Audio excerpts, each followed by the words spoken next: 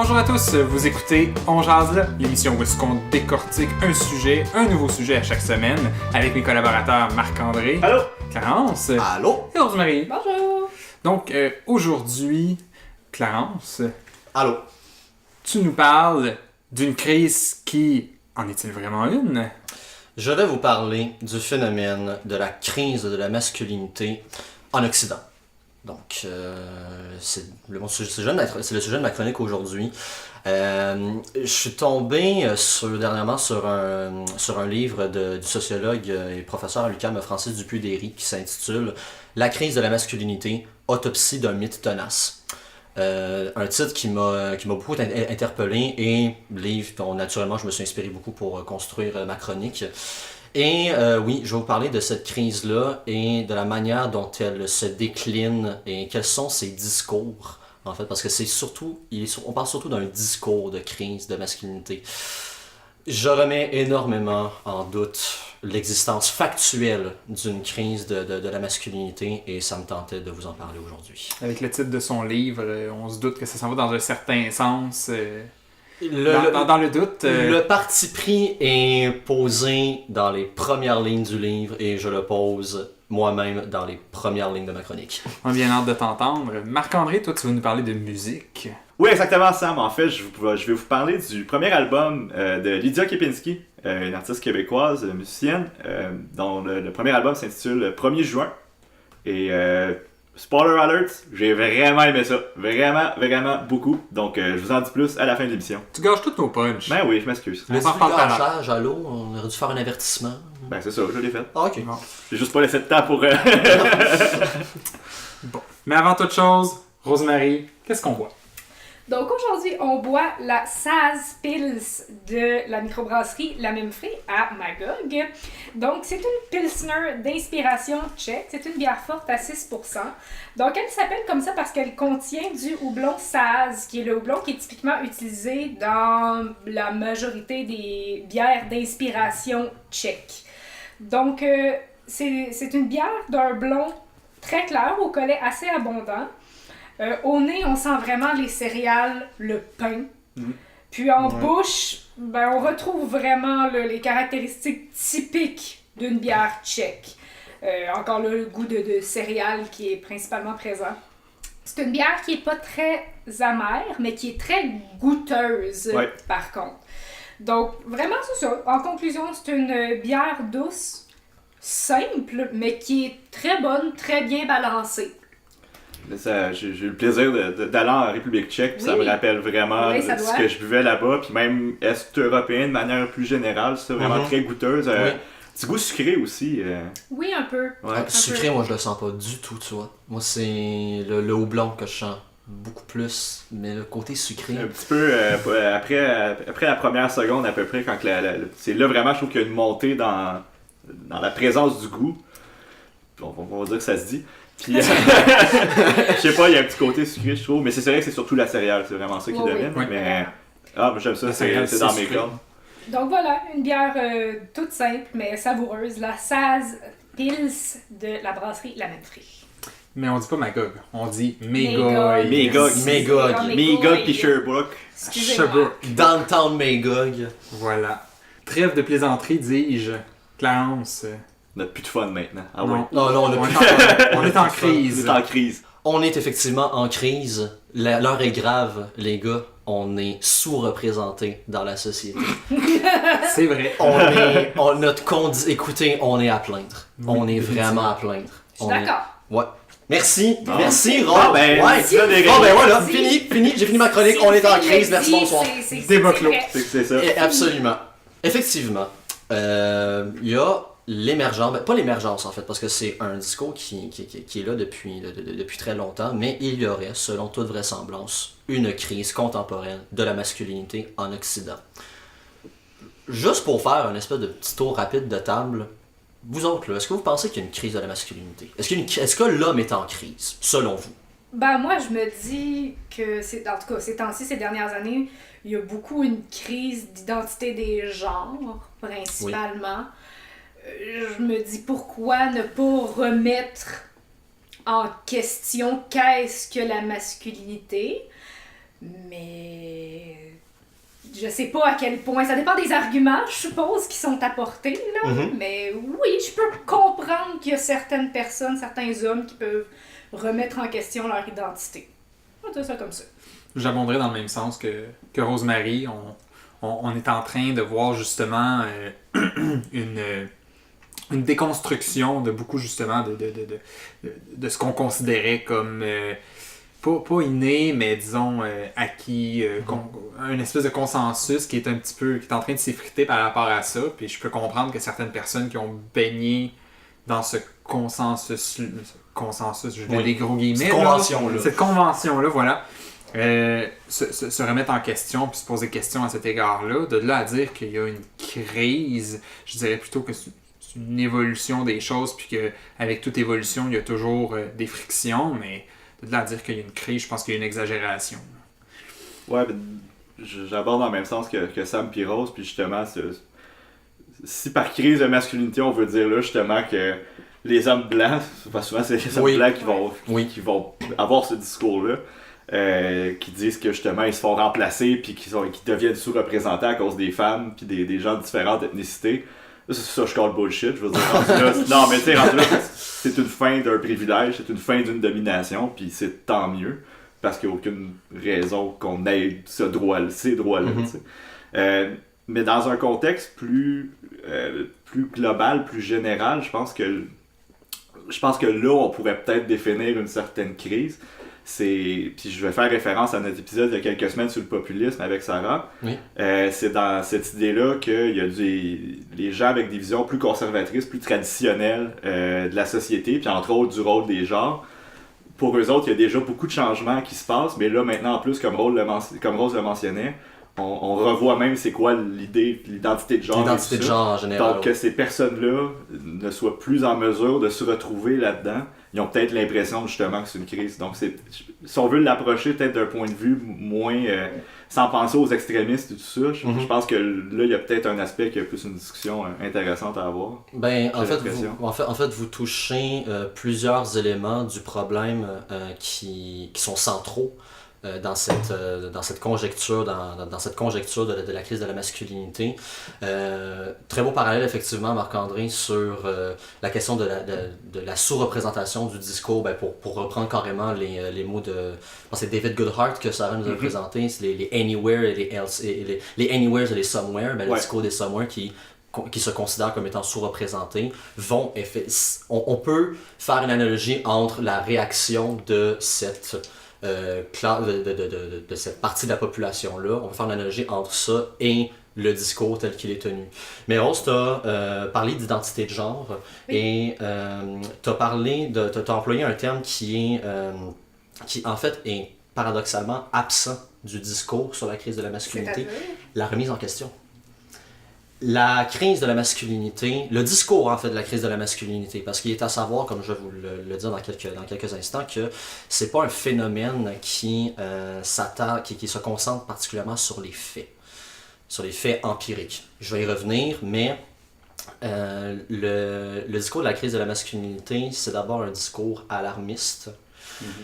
Et la remise en question de l'identité de genre ne fait pas partie du programme des personnes et des groupes qui le soutiennent.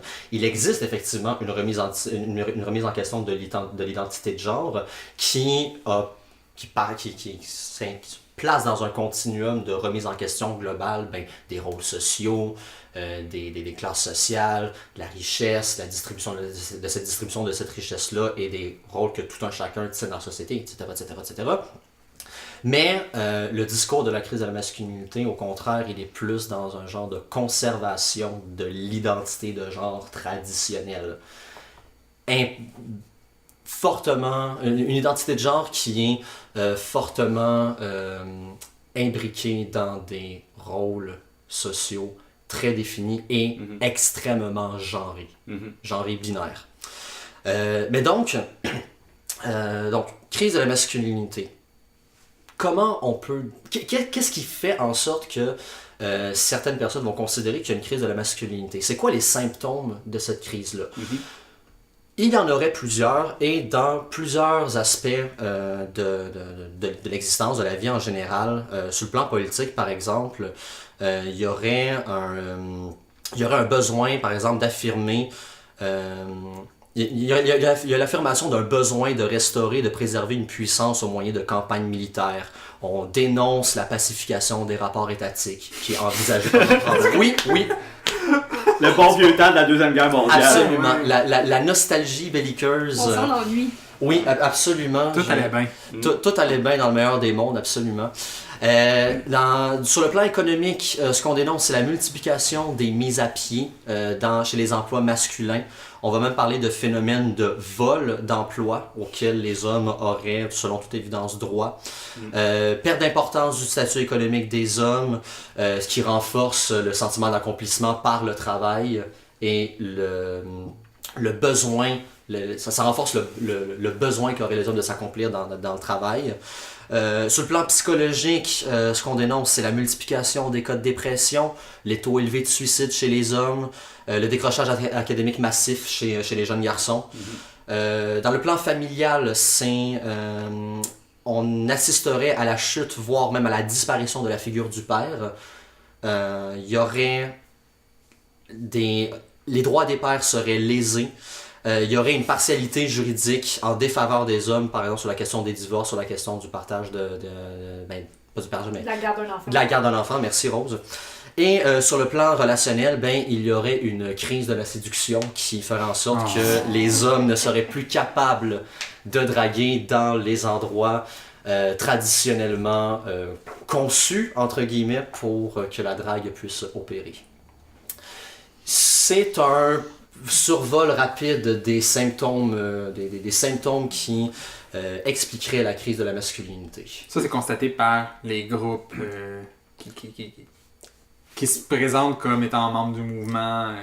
J'en nommais quelques-uns plus formellement un peu plus tard, mais oui, ce sont des symptômes qui sont présentés et dénoncés par ces groupes-là. Puis il y a quand même des symptômes là-dedans qui sont réels, puis que c'est des vrais problèmes. Justement, on parle des taux de suicide, on parle des difficultés académiques des jeunes hommes, puis tout ça, puis c'est des vrais symptômes. C'est juste le problème de ce que je comprends de ces groupes-là, ou en tout cas de ce que j'en connais. C'est l'amalgame. C'est l'amalgame, puis c'est qu'ils vont blâmer n'importe qui d'autre pour ça. Ils vont blâmer la victime facile, souvent les immigrants ou les femmes, de manière plus générale. Puis c'est dommage parce qu'il y a des vraies questions là-dedans, il y a des vrais débats. Puis Absolument. Il est à savoir que, dans ces problèmes-là, il y en a qui sont un petit peu plus tirés par les cheveux que d'autres, mais tu mets le doigt sur un élément du problème qui est capital, c'est que effectivement, c'est vrai qu'il y a un taux élevé de suicide chez les hommes, mais le problème ne réside pas dans...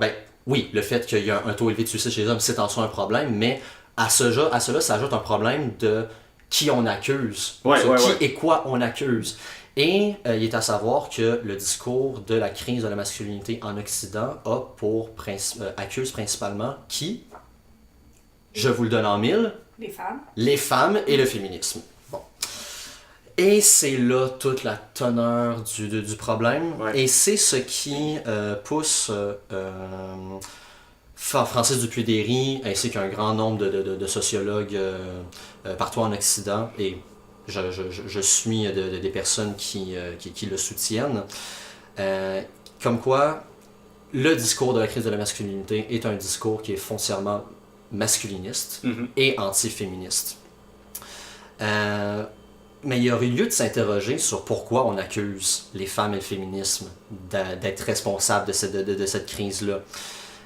Par contre, quand on regarde les positions sociales qu'on considère prestigieuses, déterminantes, celles qu'on juge crédibles, des positions de pouvoir en ce sens-là, il y a matière à se demander pourquoi on crie à la crise de la masculinité. Parce que dans les faits, juste sur le plan politique, là, sur les 193 États membres de l'ONU, 175 sont gouvernés par des hommes. Le palmarès des 20 personnes les plus riches du monde en cette deuxième moitié de 2018 compte 2 femmes sur le magazine Forbes. Puis 2 sur 20, c'est rendu bon comparé à 5 ans. Absolument. Et je pense même d'ailleurs qu'il y en a une là-dedans. Elle partage sa position avec sa famille en général. Je ne serais pas capable d'identifier qui. C'est la famille Walmart, je pense. Oui, absolument, exactement. La femme et les deux frères. Exactement. Donc, Ils ont changé de nom de famille? Ouais. Walton. Walton? La famille Walton. Ouais. Non, mais je veux dire la famille de Walmart, mais j'avais un blanc. Non, c'est la famille Walton. C'est la famille Walmart. On va les appeler. Je taquine. Ouais, t'as plate, t'as chaud. Franchement, Juste animateur. on dénigre les blagues des hommes, franchement. Ouais, je m'excuse, Sam. Je t'en Je crie. vais blâmer les femmes. C'était de ma faute, gang, je m'excuse pour vrai. Rose-Marie. Je le sais. Franchement. Dans les compétitions sportives masculines, c'est elles qui sont considérées les plus prestigieuses. Ce sont elles qui sont les plus médiatisées. Et c'est les membres de ces compétitions-là qui sont les mieux payés. Dans l'espace public, les figures représentées, que ce soit... C'est un détail, mais sur le plan du patrimoine et à l'importance qu'on donne à ce patrimoine-là, puis à l'histoire d'une nation ou d'un pays, dans l'espace public, les figures représentées, que ce soit sur un nom de rue, dans une sculpture ou sur une murale, les figures représentées sont majoritairement masculines.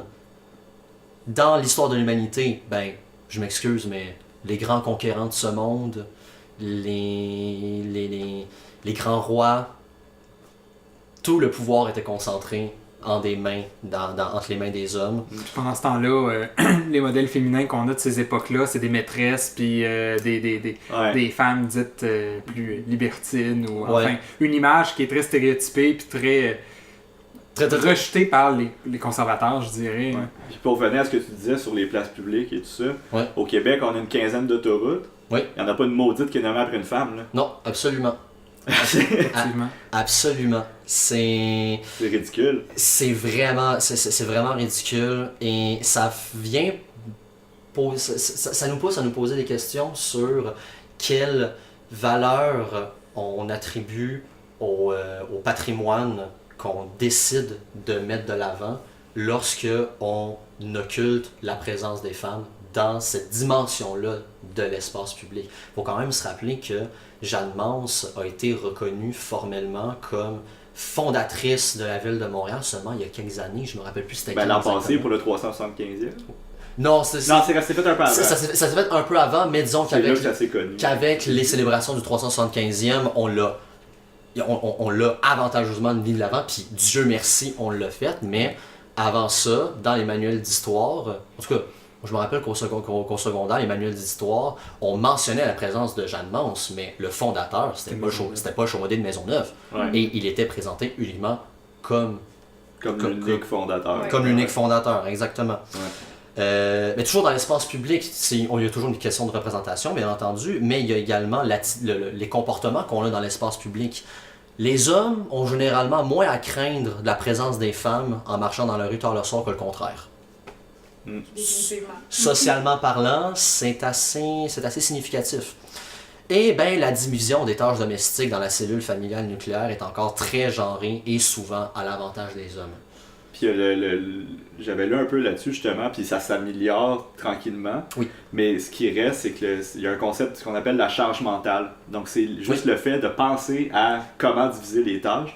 La charge mentale, même si les tâches vont être séparées de façon égale entre l'homme et la femme dans la maison, la femme va avoir une charge mentale beaucoup plus grande pour ce qui est de créer cette division-là. Absolument. Donc même elle, ça va l'accompagner dans ses réflexions beaucoup plus que chez l'homme à cause de ces rôles-là plus traditionnels. À cause de ces rôles-là traditionnels, l'homme c'est celui qui travaille, c'est celui qui opère vraiment une scission entre la sphère familiale et la sphère du travail, où lui justement la charge mentale familiale à l'intérieur de ces rôles-là très genrés va être beaucoup moindre chez l'homme que chez la femme. Ouais. On parle de charge mentale, mais ça va toucher également le temps qu'on vient à passer à la maison, quelle quantité de temps libre on a. Ça va aller chercher jusque dans ces ramifications-là. Et on s'aperçoit que, bien entendu, des efforts ont été faits en ce sens-là, mais cette charge mentale-là, elle est beaucoup moins grande pour l'homme que pour la femme. Mm-hmm. Donc, considérant tout ça, comment est-ce qu'on peut expliquer qu'il y ait une crise de la masculinité qui relèverait de la responsabilité des femmes et du féminisme? La question est ouverte et je me propose de vous donner quelques éléments de réponse. Fais donc. Il est à savoir que j'insiste beaucoup là-dessus, j'insiste là-dessus depuis le début. On parle surtout d'un discours de crise. Parce que, encore une fois, on vient d'énumérer un paquet de faits. Ça ne reflète pas la réalité occidentale à ce compte-là. Il n'y a pas de sous-représentation formelle des hommes dans la société. Et c'est ce qui fait en sorte que lorsqu'on examine rapidement le discours d'individus ou des groupes qui revendiquent l'existence d'une crise de la masculinité, on s'aperçoit que dans leur discours, les faits n'occupent pas la place centrale. Et lorsqu'ils le font, c'est de manière assez peu rigoureuse. Donc, sur quoi ils se basent pour dénoncer cette crise-là et en affirmer l'existence? La carte brandie, pour l'expliquer, c'est celle du pathos. C'est celle du ressenti, c'est celle de la sensation. C'est toute une question de perception. Il existe une crainte que l'égalité des sexes vienne perturber la représentation masculine dans la société. Et elle serait le fait d'un féminisme castrateur qui rechercherait à affaiblir la suprématie mâle jusque dans ses fondements sociaux et anthropologiques. Des fondements qui, encore une fois, selon ces individus et ces groupes-là, seraient naturels et qui seraient assimilables, avec lesquels qui seraient analogues à l'impérialisme militaire ou à la préservation de la famille traditionnelle. C'est ce qui pousse Francis Dupuy-Déry, à la suite de nombreux sociologues, entre autres aux États-Unis, je vous donne des noms comme ça, Michael Atkinson, William F. Pinnard ou Judith Allen, à présenter la crise de la masculinité comme étant le fait d'un discours et non pas un fait empirique. Donc, parce que la crise est avant tout affaire de perception, on peut quand même pas passer sous silence le fait que parce qu'on le perçoit, parce qu'elle est ressentie, elle a des effets. Le simple fait qu'il y ait un discours là-dessus, c'est un effet de cette perception-là. Et là-dessus, il y a l'anthropologue et chercheuse au CNRS, Mélanie Gourarier, qui travaille donc au CNRS en France, qui a sorti en 2017 un ouvrage qui s'appelle Alpha Male, séduire les femmes pour s'apprécier entre hommes. Ça, c'est paru l'année dernière. Et dans le cadre de cette enquête-là sur le terrain, elle a passé au peigne fin des communautés sur Internet, des discours de coachs et de conférenciers influents, mais c'est surtout attardé à examiner et à fréquenter des milieux masculins qui postulent l'existence d'une crise de la séduction, ce qu'elle appelle les communautés de la séduction. Le discours de la crise de la masculinité insisterait donc, comme le dit Mélanie Gourarier, sur trois choses. Il insiste sur la division et la conservation de la société divisée entre deux sexes. Tu parlais, Rose, tantôt de remise en question de l'identité de genre. Oui. Là, on n'est pas du tout là-dedans. C'est vraiment une vision, comme tu parlais un petit peu plus tôt, Marc-André, plus conservatrice des rôles genrés et de la préservation d'un ordre social, d'un ordre familial qui est, comme je dis, genré et très traditionnel. Deuxième effet principal, le discours précise les critères d'appartenance à ces deux classes-là. Parce que forcément, s'il y a une division des tâches qui est genrée, il faut définir ce genre-là. Et les critères d'appartenance à ces classes-là, à ces genres-là, elle est faite dans une optique ouvertement masculiniste. Ces groupes-là cherchent à définir ce qui fait d'un homme un homme. Et, de surcroît, qu'est-ce qui fait un homme un vrai homme?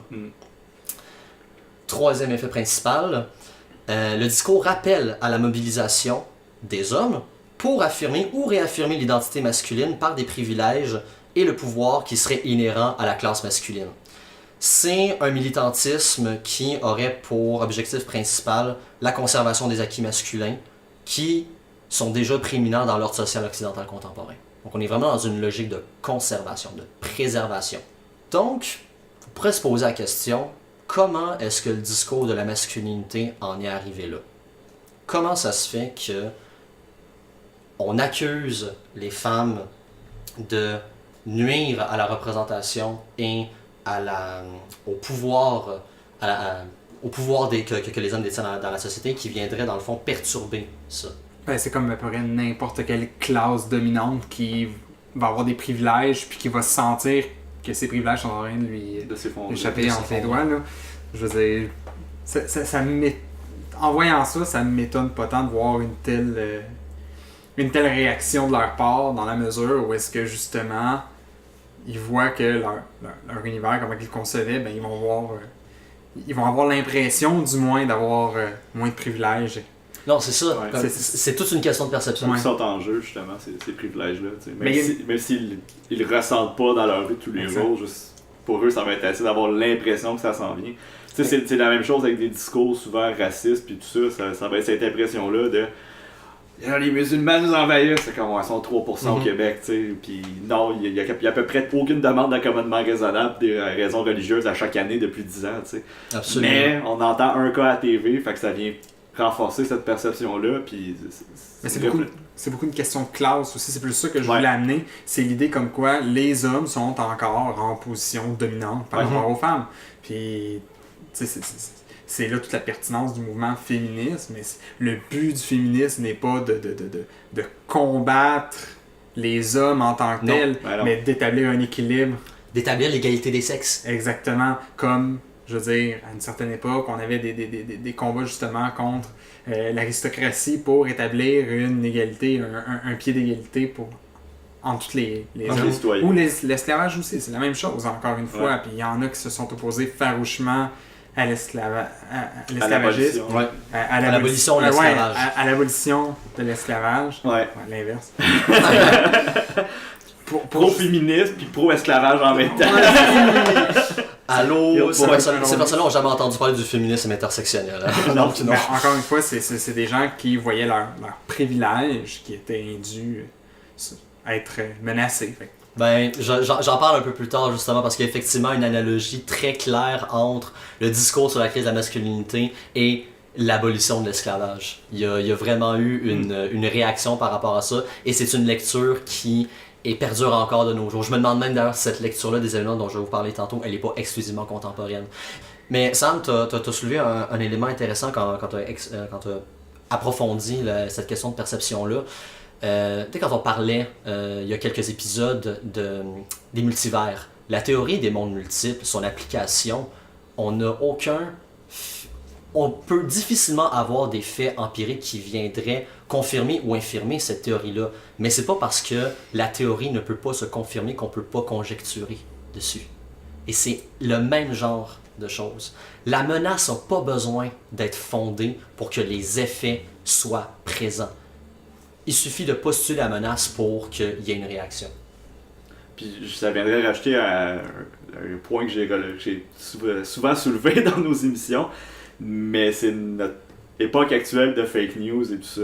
Oui. Je pense que ça fait partie de la conjoncture qui fait qu'on entend autant parler de cette supposée crise, entre guillemets. On est rendu à une époque, dans le fond, où on peut vraiment choisir les faits qui font notre affaire puis laisser tomber les autres. Et où ça peut être facile, justement, de faire la promotion de ces faits alternatifs-là. Oui. Et où, au final, c'est ça, ce qui compte, c'est pas la réalité, c'est pas la vérité, c'est pas les faits, c'est la perception de cette réalité-là. Absolument. C'est exacerbé justement par l'organisation de communautés qui sont tellement faciles à établir, considérant les moyens de communication aujourd'hui. Ouais. Avant, on était un petit peu isolé justement, tu devais te contenter d'une certaine façon de la communauté qui t'entourait, des gens qui étaient accessibles directement, alors qu'aujourd'hui, tu trouves des gens qui ont le même avis que toi, puis il y a une exacerbation. Finalement, on tend à considérer comme quoi, à considérer juste notre point de vue qui peut être tout à fait c'est ça, puis justifiable. on se crée une chambre d'écho avec seulement du monde qui ont cette vision-là. Et donc ça vient confirmer la perception qu'on a, parce que tout ce qu'on entend autour de nous, par l'entremise de l'Internet, des réseaux sociaux, entre autres, c'est ce discours-là. Absolument. Absolument. Si la vérité importe peu, ce qui importe, c'est qu'on soit confortable avec nos positions et de sentir que nos positions sont validées par d'autres, peu importe le statut de qu'est-ce qu'on postule comme vérité ou fausseté. Ouais. D'où la montée depuis quelque temps des faits alternatifs, ben, surtout avec Trump et Surtout compagnie. avec Là. Trump, Mais c'est quasiment rendu un lieu commun Ouais. d'associer ça à ça.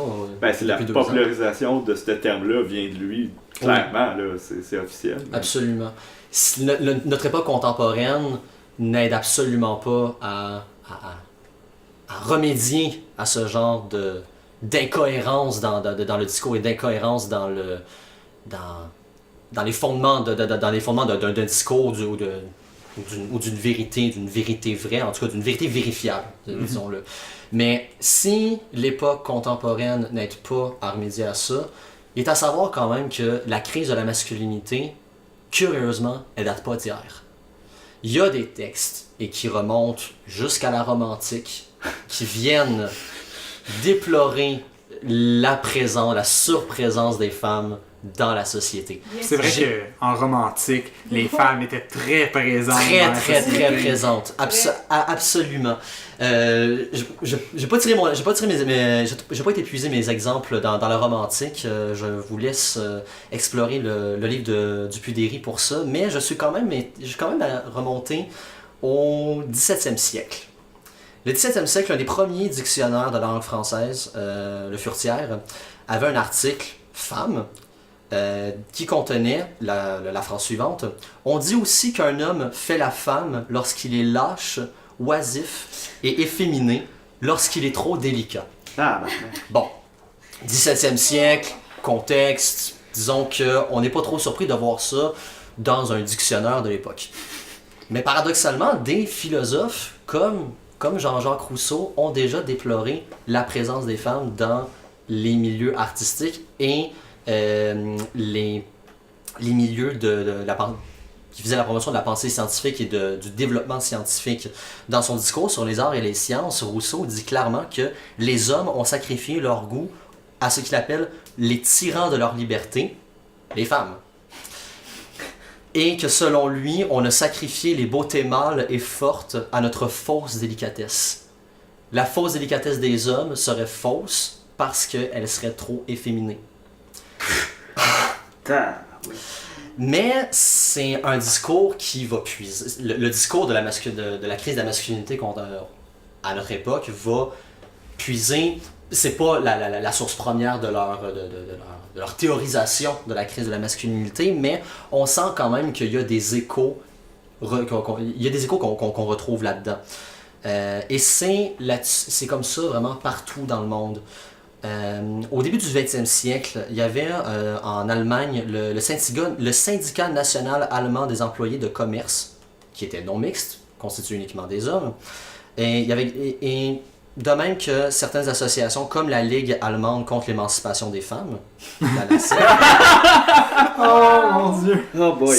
il y avait des groupes comme ceux-là qui existaient et qui s'insurgeaient contre l'entrée des femmes sur le marché du travail. Leur discours prétendait que le mouvement des femmes était contrôlé par, attention, les Juifs, et que le mouvement suffragiste était une importation américaine qui ébranlait les fondements de la nation. Il y avait un discours nationaliste imbriqué avec celui de la crise de la masculinité.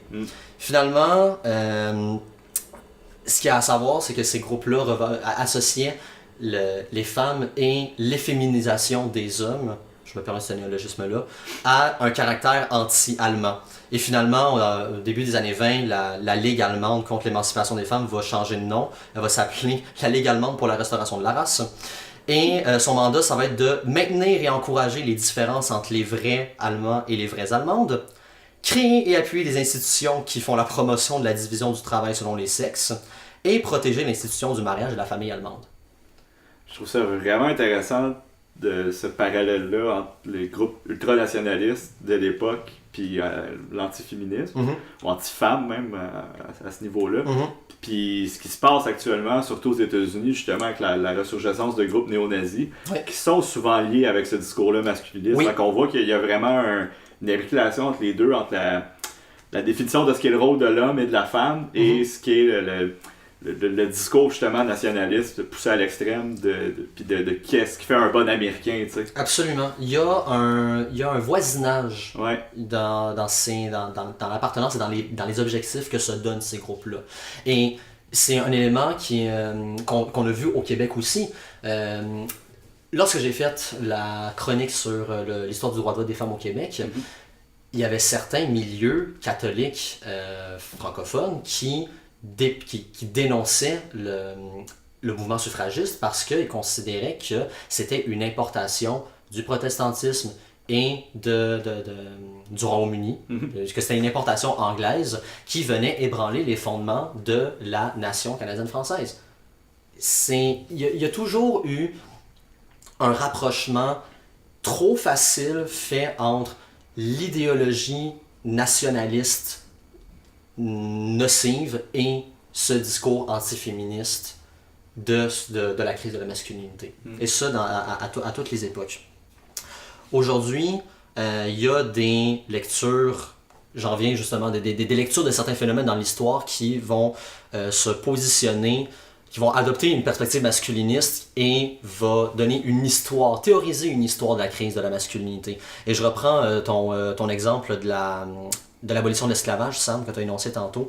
Il y a un penseur aux États-Unis, Victor Melads, qui, dans son article US Masculinity Crisis, Militarism and War, fait une lecture de la guerre de sécession. Et selon cette lecture-là, l'émancipation des esclaves aurait engendré chez la classe dominante un stress intrapsychique et une crainte primitive de, attention, la castration symbolique et de la disparition pure et simple de la race blanche. Il focus donc bien sur la castration, ce monde-là. Il me semble que ça arrive pas souvent, là. Ben, la castration, c'est vraiment drôle parce que Victor Melads a donné une interprétation de la castration symbolique et il va aller chercher ça où? Dans la psychanalyse de Sigmund Freud. Ah, ok, ouais. Donc ouais, il y aurait selon lui une crainte primitive de l'homme de perdre son pénis. Et c'est ce qui justifierait certains agissements dans l'histoire. C'est un parallèle qui est peut-être un petit peu étiré, là, mais juste le mouvement des incels, par exemple, qui est l'un des représentants les plus... un des groupes représentants les plus radicaux de ce mouvement-là, finalement, là, où est-ce que là, il y en a qui ont vraiment posé des gestes terroristes à cet égard, dont à Toronto. Fin mai, début juin. Mais comme je vois un parallèle, justement, tu parles de castration, mais comme image psychique, c'est justement des gens qui présentent de façon très affirmée le fait qu'ils se ressentent rejetés par la femme, donc sont un peu castrés dans la mesure où est-ce qu'ils ne peuvent pas s'adonner au plaisir sexuel. Donc, ils peuvent pas disposer aussi librement que dans le bon vieux temps, entre guillemets, du corps des femmes. Exactement. Et ça les frustre. Ça, c'est juste pour nos auditeurs qui connaissent un peu moins le mouvement. Incel, c'est pour Involuntary Celibate, donc célibataire involontaire. C'est certains groupes même qui pensent que le viol devrait être légalisé parce que leur propre besoin sexuel à eux est plus important que le consentement d'autres personnes. Retour des mariages arrangés. Retour des mariages arrangés. Donc c'est ça. Donc c'est du monde. C'est quand même, pour avoir suivi un petit peu le mouvement depuis l'attentat à Toronto, justement, c'est que c'est du monde qui, au début, se rassemblait pour partager leur frustration, qui n'était pas nécessairement toujours contre les femmes, mais plus contre une situation qui est quand même triste, qui est de ne pas trouver quelqu'un avec qui partager sa vie. Mais que ça a dégénéré en des groupes vraiment anti-femmes.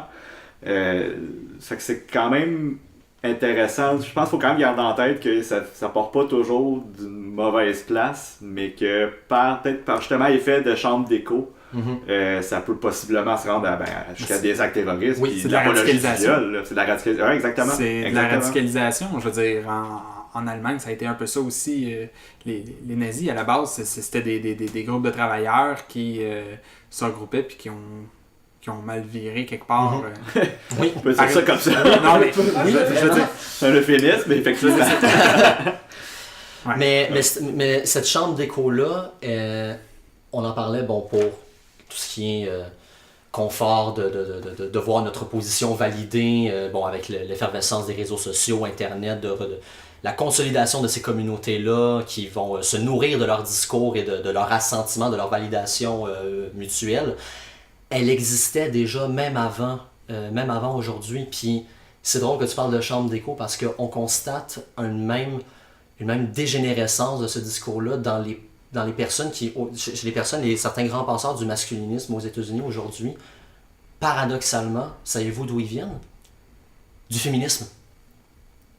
Certains hommes qui faisaient partie de certains mouvements, certaines institutions qui se déclaraient ouvertement féministes, qui se déclaraient comme des alliés du féminisme, ont vu leur discours, mais totalement déphasé. Ils ont totalement déplacé leur discours parce que leurs objectifs premiers à eux, c'était de, justement, comme tu disais, Rosemary, en début d'émission, repenser la notion de genre, repenser la position de l'homme dans le spectre social, dans la famille, dans la société, dans le pouvoir. Et finalement, par ce phénomène de chambre d'écho-là, les années passant, le discours s'est transformé et a adopté une perspective masculiniste.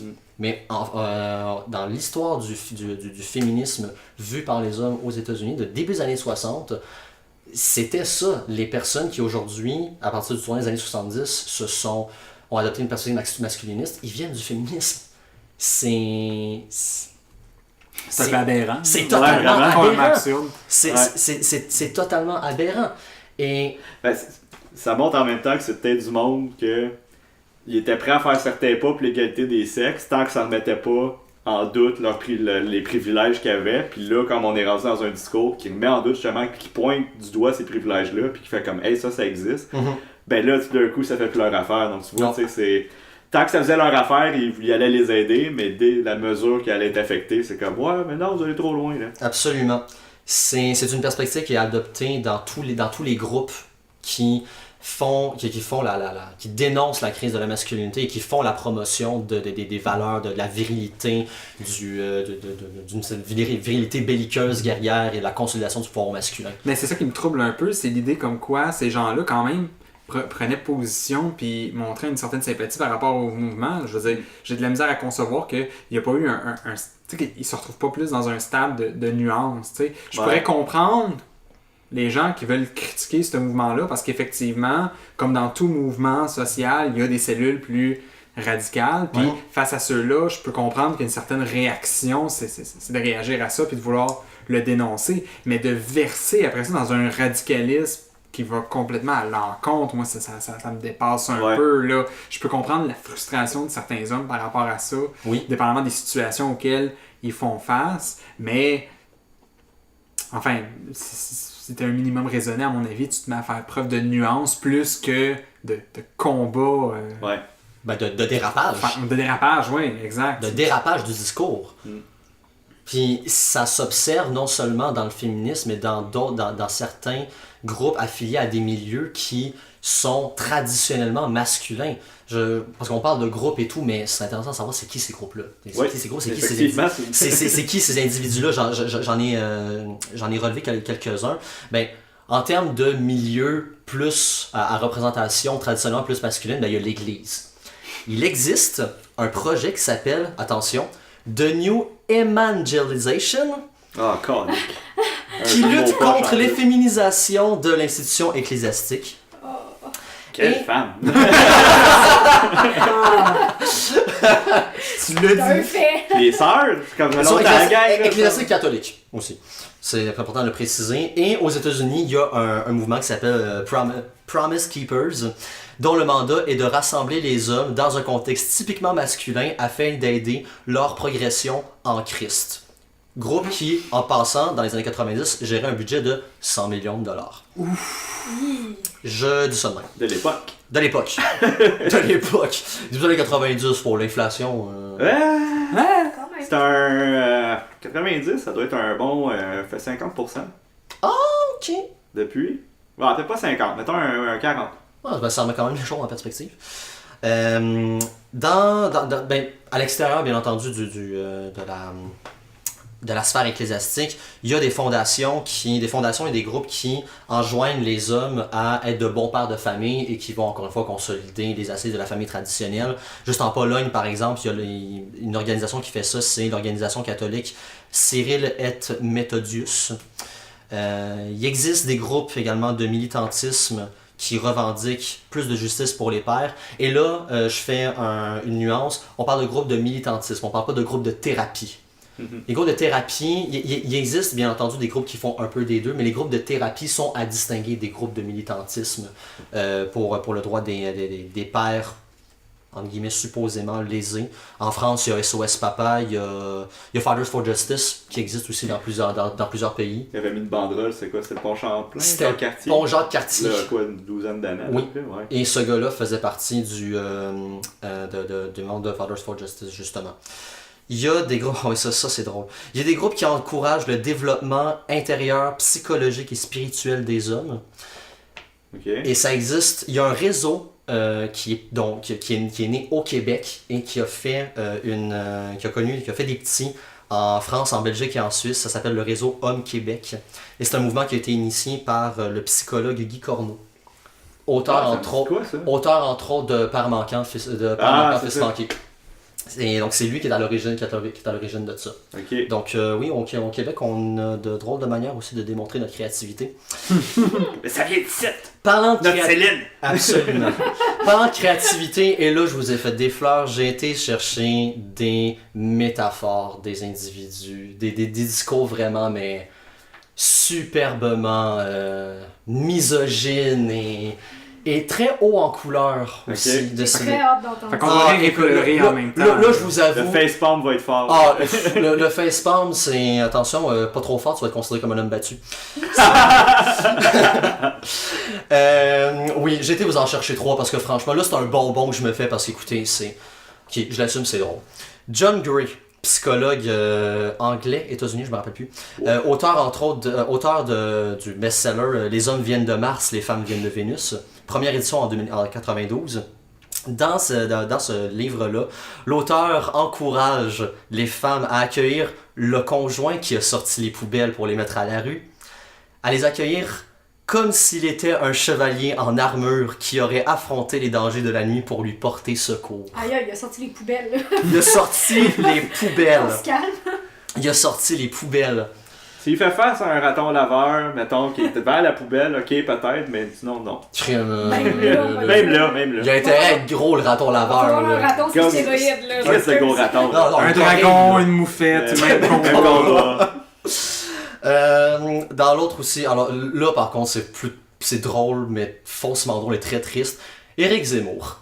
On l'aime dessus, Éric Zemmour. Peux-tu expliquer un peu pour nos auditeurs? Éric Zemmour, c'est un journaliste, polémiste et auteur qui est affilié au journal Figaro et qui est toujours chroniqueur. Pas mal un Martineau puissance 1000 oui. de la France. Oh, ouais, c'est le meilleur parallèle qu'on peut Martineau à côté de Zemmour, c'est de la petite bière. C'est pas de la qualité qu'on boit ici. Là. Non.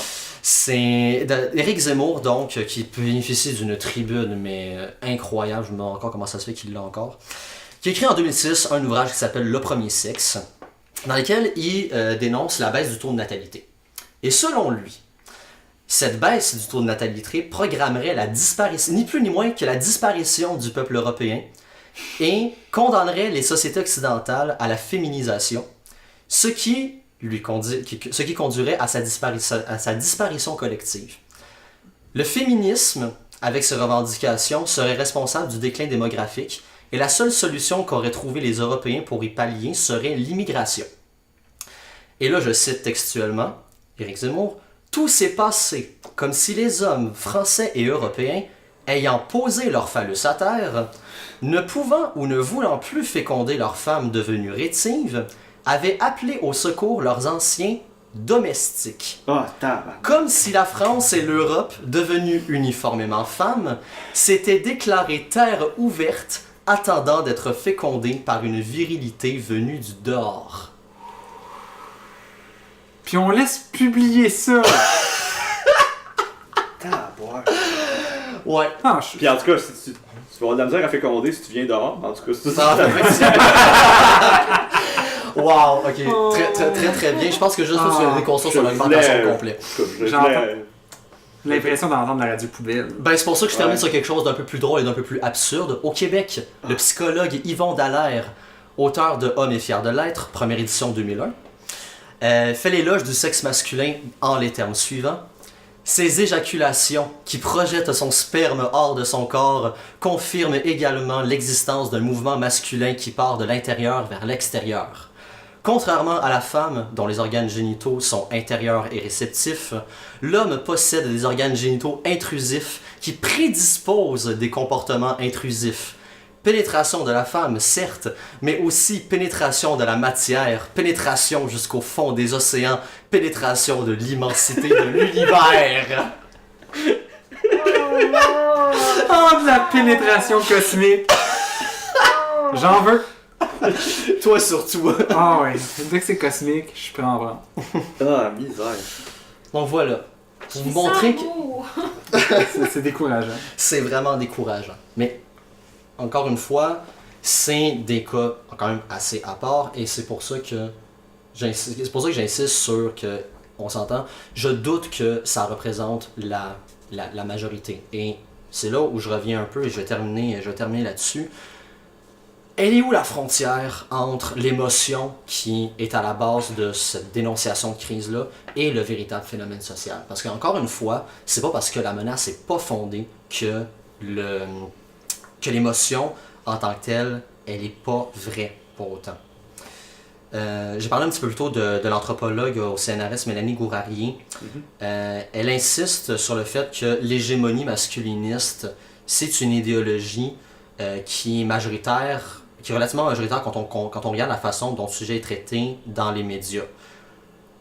Ça signifie pas que parce qu'il y a surmédiatisation, que parce qu'il y a surreprésentation, on doit forcément banaliser la souffrance qui est à l'origine de cette crise-là. Je pose la question, est-ce que discréditer un mouvement, dénoncer un discours, est-ce que ça revient forcément à nier la souffrance que ce mouvement ou que ce discours-là dénonce de leur côté? La réponse, la question mérite d'être posée, puis selon Gourarier, il n'est pas question de remettre en question l'authenticité de cette souffrance-là. Autrement dit, que cette souffrance-là, elle est bel et bien ressentie. Si les émotions sont réelles, ça ne dit pas moins, ça ne vient pas, ça n'entre pas en contradiction avec le fait qu'elles sont quand même socialement construites. Puis on revient un peu à la dimension idéologique et politique de tout ce qu'on identifie comme étant une crise. Le discours de la crise de la masculinité, puisqu'il se base sur du ressentiment subjectif, il tente d'ériger l'émotion au statut de fait social. Autrement dit, on procède à une espèce de psychologisation qui vient dépolitiser tout le problème que sous-tend le discours l'existence d'un discours sur la crise de la masculinité. Et c'est pour ça que quand même, il existe une distance entre souvent cette émotion-là et le phénomène en lui-même. Ce qu'on dénonce ici, ce n'est pas la souffrance, c'est les conditions de l'éclosion de cette souffrance-là et le besoin de consolider un état de fait à l'hégémonie masculine, voire même à l'hégémonie masculiniste qui est contre qui est contre la condition féminine et qui vient couper l'herbe sous le pied au féminisme dont, je m'excuse, les préceptes sont tout sauf désuets. Je trouve intéressant quand même de terminer avec cette nuance-là parce que l'idée, c'est pas de dénoncer le sexe masculin, c'est pas de dénoncer le genre masculin, c'est de dénoncer les conditions supposées de la masculinité qu'il s'agirait de préserver, et ce, contre les femmes et contre le féminisme. Bien, merci beaucoup Clarence, c'était fort instructif, fort décourageant aussi, il faut le dire. Frappe en maman, hein? C'est ça. Moi je préfère le voir comme la créativité mal placée, mais bon. Très mal placé. Sur une toute autre note, Marc, tu peux nous parler... Je parle de musique. Oui. Ben oui. Puis là, on a assez parlé de monsieur. On va parler de la musique d'une madame. Donc ça, en fait, je parle du premier album de Lydia Kepinski. En fait, elle a gagné les Francs ouvertes en 2017. Elle avait aussi précédemment lancé un EP intitulé tout simplement EP à l'automne 2016. Donc comme j'ai mentionné au début de l'émission, l'album s'appelle 1er juin et c'est en fait la date d'anniversaire de Lydia, comme elle le mentionne dans la chanson du même titre. Par le choix de ce titre-là, en fait, ça indique déjà, je trouve, le côté très personnel de cet album-là, comme on le voit par les thèmes abordés dans les chansons. On va parler de sujets un peu plus inoffensifs, comme l'amitié, par exemple, dans la chanson Maya, ou une relation sexuelle qui est décrite de manière particulièrement cochonne, mais aucunement crue dans la chanson sur la mélamine. Je vous recommande de prêter attention aux paroles. Ça m'a pris le couple d'écoute avant de me rendre compte de « Oh Chris, ça parle de cul cette affaire-là! » En tout cas... On parle de cuisine, ça. Ouais, exactement. Okay. Mais il y a aussi, c'est vraiment le contraire de cuisine, mais il y a aussi des mentions quand même à la dépression et au suicide sur quelques chansons. En particulier la dernière chanson de l'album, P9, qui est particulièrement sombre dans ses propos. Mais malgré des sujets assez sérieux, puis le côté personnel des paroles, cet album-là est vraiment accessible. Il s'écoute aussi bien comme musique d'ambiance ou d'arrière-plan que de manière plus détaillée, si on veut, donc avec des écouteurs en se concentrant sur les paroles, et surtout sur la musique, donc qui est l'aspect qui vient me chercher le plus personnellement. Puis c'est ça la grande force de 1er juin, justement. La musique est vraiment éclectique d'une chanson à l'autre, mais ça reste un album qui est cohérent malgré tout, même s'il est difficile à classifier dans une boîte, dans un style musical particulier. Il y a quand même une sonorité qui est définitivement pop en général, mais on va quand même beaucoup plus loin que ça. Entre autres dans le rock, qui vire parfois même dans le hard rock, puis là-dessus, le jeu de guitare de Lydia retire particulièrement mon attention. Ça bûche en tabarouette par moment. Surtout à la fin de la chanson P9, ma chanson préférée de l'album. Les synthétiseurs occupent aussi une place de choix, que ce soit à l'avant-plan comme à la fin de la pièce titre, où on part dans un espèce de party électro qui donne vraiment le goût de danser, ou encore dans Les Routes indolores, la première pièce de l'album, où c'est l'instrument principal en fait de cette chanson-là, en plus d'une basse qui sonne terriblement bien. C'est quelque chose quand même de fréquent dans les artistes indépendants, groupes québécois, de retrouver justement le mélange hard rock, synthétiseur. Ouais. On voit qu'il y a comme une espèce de constante dans les groupes récents, du moins de ce que j'ai entendu. Ouais, je suis d'accord, je suis totalement d'accord avec toi. Puis les synthés aussi vont parfois avoir un rôle un peu plus subtil, mais quand même essentiel dans plusieurs chansons, comme la chanson Belmont, entre autres, qui est beaucoup plus calme et douce que les autres de l'album, puis qu'on a vraiment un synthé en background qui va venir mettre l'atmosphère dans la chanson. Puis justement, l'utilisation du synthé en général me fait penser un peu à du Killers, surtout leur premier album, Hot Fuzz. Le mix guitare-synthé, puis le travail des textes, surtout sur la chanson Les Balançoires, ça me fait penser à du Carquois par moment. Donc comme tu disais, les groupes québécois, même on peut retourner à quasiment 10 ans en arrière. Puis ça, surtout majoritairement le dernier album que Carquois a fait, Les Chemins de Verre, 5-6 ans maintenant, je crois. Donc si vous êtes fan de Carquois, puis justement de musique, peut-être un peu comme Malajube aussi, je vous recommande de prêter une oreille à ce que fait Lydia. Je pense que vous allez aimer ça. Par ailleurs, pour revenir au côté pop de l'album, celui-ci ressort spécifiquement sur la pièce titre, qui, malgré une référence au suicide, à la pendaison, est probablement la chanson la plus radio-friendly de l'album. Mais en même temps, c'est beaucoup plus qu'une chanson, puis qu'un album en général, qu'un album pop plus traditionnel, donc on est plus habitué à entendre. Puis pas seulement par ses différents styles musicaux, comme j'ai mentionné, mais aussi par la construction des chansons. La majorité des chansons durent de 4 minutes et demie à 5 minutes, une d'entre elles se rendant même à 6 minutes. Et ils ont une construction qui est pratiquement progressive. On sort vraiment du classique, intro, couplet, refrain, couplet, refrain, bridge, refrain, tu sais. C'est ça une des forces de l'album. On a juste à suivre Lydia, puis on va se rendre à bon port dans la chanson. On embarque vraiment en voiture avec elle, puis on sait pas trop ce qu'on s'en va, mais ça marche. Puis la finale des chansons, par contre, est parfois un petit peu abrupte. Mais vu la durée de certaines chansons, c'est correct aussi de pas niaiser puis de s'éterniser à la fin. Donc c'est vraiment pas un gros bémol. Puis d'ailleurs, je m'en voudrais de ne pas souligner l'excellent travail de réalisation par Blaise Borboen-Léonard, qui est aussi multi-instrumentiste sur l'album, ce qui a donc donné vraiment un rôle clé dans la composition de l'album avec Lydia. Puis par le résultat réussi justement de l'album, puis sa cohérence, on sent qu'il doit y avoir une grande complicité entre les deux. Il y a vraiment beaucoup d'éléments sonores en arrière-plan, puis ceux-ci sont toujours bien dosés. Et puis ça rend, je trouve, chaque écoute vraiment intéressante parce qu'on découvre toujours de nouvelles... On a toujours l'impression de découvrir de nouveaux éléments, puis ça, c'est le type d'album qui vient vraiment me chercher quand il y a toujours ces petites subtilités-là en arrière-plan. Puis finalement, je vais terminer avec une petite anecdote. J'ai acheté la version vinyle de l'album, qui est seulement 20$ sur Bandcamp, 30$ avec la livraison. Puis c'est probablement le meilleur packaging de vinyle que j'ai vu de ma vie. D'abord, juste quand j'ai été chercher le paquet au bureau de poste, il était dans une enveloppe. Puis les détails de la livraison ont été écrits à la main par Lydia Kepinski elle-même. C'est quand même cool. C'est quand même cool.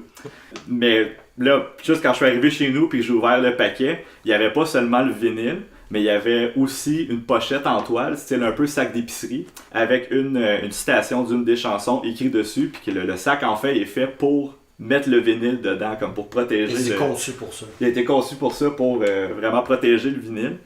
Mais c'est pas tout non plus, parce que quand j'ai finalement ouvert la pochette contenant le vinyle, il y avait aussi une carte de fête. Parce que 1er juin, c'est son anniversaire, donc il y a une carte de fête avec Marc Aurèle dessus. Ça, je l'ai pas trop compris. Puis il y avait aussi une note personnelle de Lydia qui me remerciait d'avoir acheté l'album, qui me disait que j'étais le premier, que c'était le premier vinyle qu'il envoyait en Ontario et qui m'a donc traité de pionnier par l'occasion. Je l'ai particulièrement apprécié. J'ai publié ça sur Instagram, je l'ai tagué. Pour la remercier en général pour sa musique, puis tout le package, tout ça. Puis elle m'a répondu avec quelques emojis. Donc, il y a ce sentiment-là de proximité avec l'artiste qui est vraiment cool, puis que, personnellement, ça rend mon expérience encore plus fun.